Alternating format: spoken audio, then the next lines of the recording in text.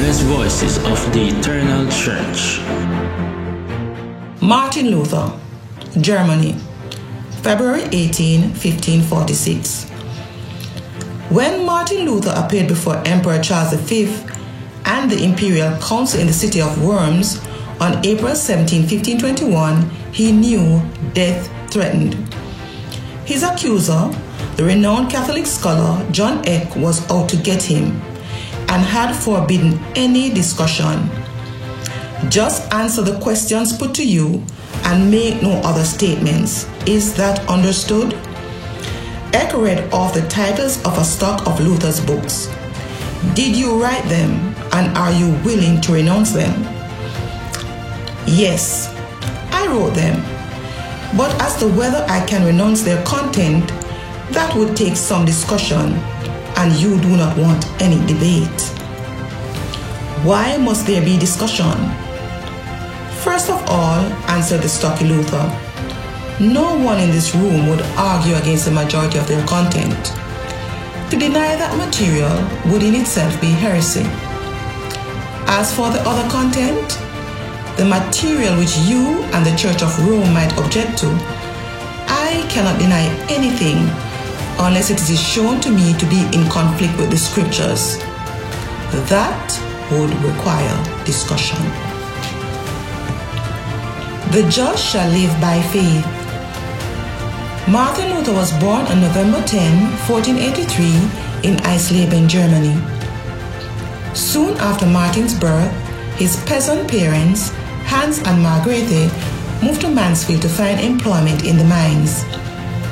His industrious father rented a fort where he could smelt copper ore into raw copper and thereby went into business for himself. Luther attended school there, in Magdeburg and in Eisenach, and finally entered university in Erfurt. One day, when 22-year-old Martin was returning to the university, he reportedly was caught in a severe storm and nearly struck by lightning. In terror, he cried out and pledged to become a monk if only his life would be spared. Within 2 weeks, he made good on his promise and entered a monastery. There he made another vow.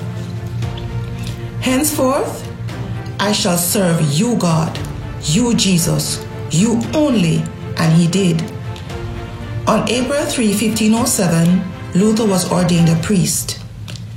In 1512, he earned his Doctor of Theology degree and became a professor in the University of Wittenberg. But in spite of his professional success, Luther felt tormented by his sins and did not feel he had found favor with God.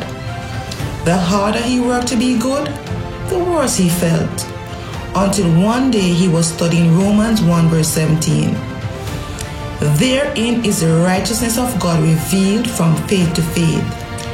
As it is written, the just shall live by faith. Even though he was a teacher of religion, he had not realized that one cannot earn God's favor. It is a gift from God, received by faith alone. After Martin accepted God's gift, his first question was, why didn't I learn this from my church? He looked around.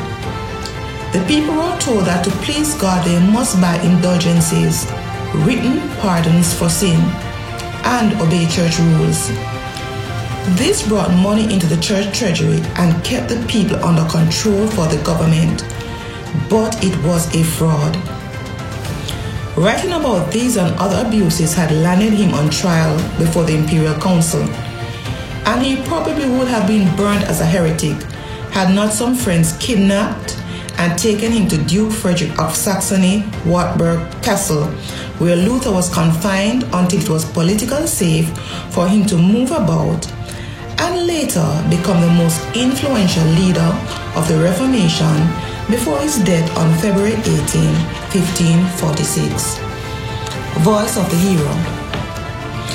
Possibly while enjoying the protection of the Wartburg Castle, Luther reflected on God's greater defense, mentioned in Psalm 46 when he penned his well-known hymn. A mighty fortress is our God, a bulwark never failing. Our helper he amid the flood of mortal ills prevailing. God is our refuge and strength, always ready to help in times of trouble. The Lord Almighty is here among us. The God of Israel is our fortress. Psalm 46, verse 1 and verse 11. Reading from the complete book of Christian heroes, over 200 stories of courageous people who suffered for Jesus, compiled by Dave and Nita Jackson. This is the Eternal Church of Jesus Christ, the record.